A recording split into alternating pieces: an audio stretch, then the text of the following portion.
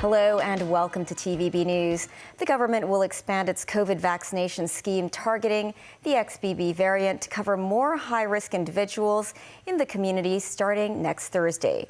A former government expert advisor said serious COVID cases currently make up the majority of those hospitalized in certain public hospitals. Timothy Lee has our top story. Newest figures on the positive detection rate of specimens tested positive for COVID indicated a rise of around 2 percentage points on a weekly basis. The number remains far lower than that of the previous peak, but the Center for Health Protection emphasized that there is still an obvious increase in cases. A total of 30 serious or fatal cases were recorded last week. That's 19 more than the figure for the previous 7 days. 接近70%嘅病人係新冠嚟嘅。 This, as University of Hong Kong infectious disease specialist Professor Ivan Hung noted an increase in the hospitalization of patients suffering from serious COVID symptoms in Queen Mary Hospital in recent days. He said he believes another COVID outbreak has already occurred. Respiratory disease specialist Professor David Hui, meanwhile, noted a rise in hospitalization cases in the Prince of Wales Hospital in Sha Tin, most of them influenza. In a bid to combat the rising number of COVID infections, starting next Thursday, high-risk individuals in addition to those aged 65 or above and care home residents will get the XBB vaccine. They include those aged between 50 and 64, people suffering from chronic health conditions aged between 18 and 49, as well as pregnant women. They can register for the COVID jab online at private or general outpatient clinics, as well as 33 other locations. The Center for Health Protection said earlier this month around 20,000 people were vaccinated. The number is now at least 45,000. Around 70% of the vaccinations involve the XBB vaccine. As the growth in COVID cases continues alongside the ongoing winter flu season, Professor Ivan Hung expects this flu season will last longer than normal. Timothy Lee, TVB News. Hong Kong lawmakers will discuss the legislation of Article 23 of the Basic Law this year. This, according to the government's annual legislative agenda submitted to the Legislative Council's Bill Committee. Introduced by the Security Bureau, the Safeguarding National Security Bill is set to be tabled to LegCo within the 2024 legislative session. But the agenda has not stated whether the bill will be introduced in the first or second half of the year. In 2003, the administration at the time tried to begin legislation for Article 23, but it prompted mass demonstrations. The Secretary for Security, Regina Ip, said following the social unrest in 2014 and 2019, citizens should be more aware of the importance of national security. With that, it's unlikely there will be any huge protests against the legislation, Ip said. A newly opened mega supermarket in Shenzhen attracted large crowds, with many coming from Hong Kong. This as SAR and mainland authorities are discussing restoring a multiple entry scheme to allow for easier cross-border travel. The new Costco supermarket is located at Shenzhen's Longhua district. Many of the city's residents made their way to the megastore to shop for daily necessities as well as luxury goods. Some spent over $1,000. Shenzhen travel agencies say they've organized several shopping tours at supermarkets recently. The Bank of East Asia's new headquarters at the Shanghai Development Zone in Shenzhen was opened today. The bank said it decided to move some of its headquarter functions there as an opportunity to boost cross-border financial services. The Bank of East Asia headquarters serves as the bank's service hub in the Greater Bay Area. It houses facilities such as FinTech, Innovation Center, and a data lab, which involve the participation of several artificial intelligence startup companies. The bank said it will allocate more of its Hong Kong headquarters functions to its Shanghai counterpart in the future.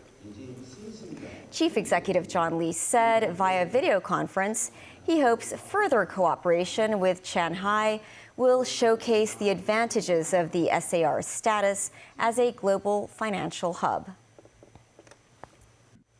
Tesla will suspend most car production at its factory near Berlin from January 29th to February 11th.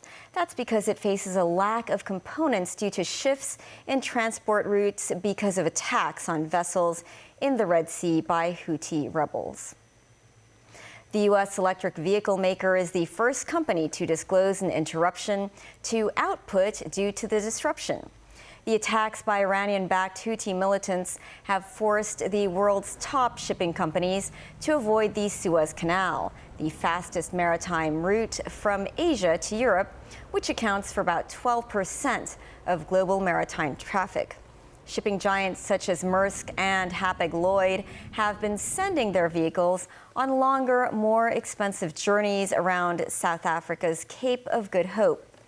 The extra route adds about 10 days in a journey from Asia to Northern Europe and about $1 million in extra fuel.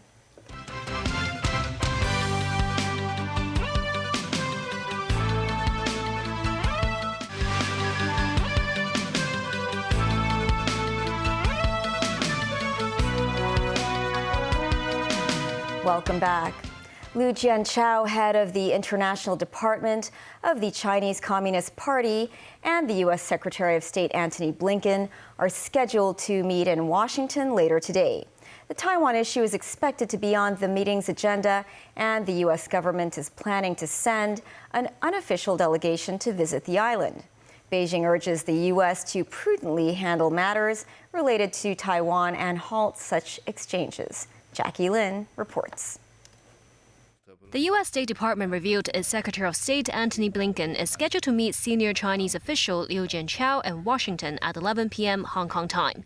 Liu is the head of the Chinese Communist Party's International Department. Reportedly, Daniel Crittenbrink, the U.S. State Department's top diplomat on East Asian and Pacific affairs, will join the meeting. The high-level meeting is set to discuss global and regional security concerns, including tensions on the South China Sea and Taiwan.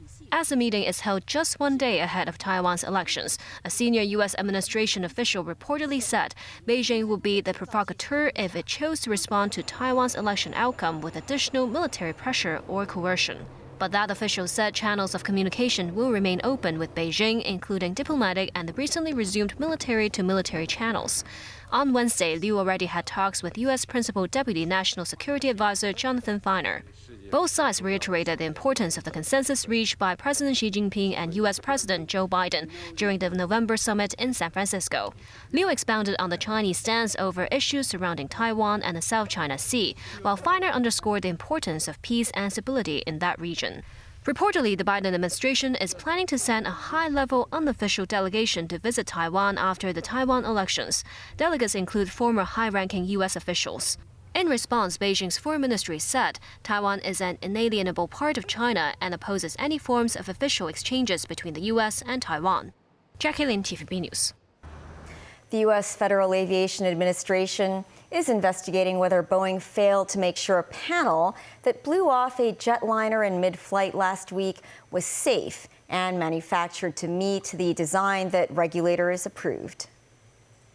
Boeing said Thursday it would cooperate with the investigation, which is focusing on plugs used to fill spots for extra doors when those exits are not required for safety reasons on Boeing 737 MAX 9 jetliners. One of the two plugs on an Alaskan Airlines jetliner blew out shortly after the plane took off from Portland, leaving a hole in the plane. The FAA asked Boeing to respond within 10 business days. In the U.S., a new poll on Iowa voters found that among Republicans, former President Donald Trump maintains a dominant lead just days before the Republican caucus in the state. But former UN Ambassador Nikki Haley is opening up a clear lead over Florida Governor Ron DeSantis for second place. This report from NBC News. Nikki Haley tonight shrugging off this hot mic Chris Christie critique, threatening to blunt her momentum in the final 4 days before the Iowa caucuses.